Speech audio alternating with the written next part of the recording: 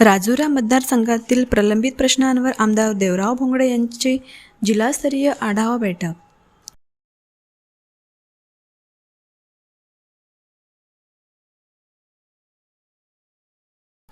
राजुरा विधानसभा मतदारसंघातील विविध प्रलंबित विषयांना गती देण्यासाठी आमदार देवराव भोंगडे यांच्या उपस्थित जिल्हाधिकारी कार्यालय चंद्रपूर येथे आढावा बैठक पार पडली। जिवती तालुक्यातील विवादित वन क्षेत्रातून वगळण्यात आलेल्या पट्टा वाटपाबाबत सद्यस्थितीचा आढावा घेण्यात आला। सन 1980 पूर्वीपासून वनेतर वापरात असलेल्या तसेच 1980 नंतरच्या कालावधीत वनसंज्ञा वगळण्याबाबत झालेल्या कार्यवाहीवर चर्चा झाली। जिवती तालुक्यातील संभाव्य पाणी टंचाईच्या पार्श्वभूमीवर तातडीच्या उपाययोजनांचे निर्देश देण्यात आले।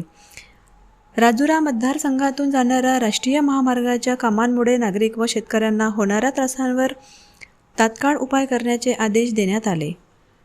वेकोली व विविध कोल वॉशरी तसेच सिमेंट कंपन्यांमुळे होणाऱ्या प्रदूषणाबाबत गंभीर दखल घेण्यात आली। गडचांदूर शहरातील माणिकगड सिमेंट कंपनीमुळे होणाऱ्या प्रदूषण व दुर्गंधीवर तातडीने उपाय करण्याच्या सूचना देण्यात आल्या। कंपनी व्यवस्थापनाने लवकरच लेखी अहवाल सादर करण्याची ग्वाही दिली। या बैठकीला प्रशासनातील वरिष्ठ अधिकारी, विविध यंत्रणांचे प्रतिनिधी, भाजप पदाधिकारी व नागरिक उपस्थित होते।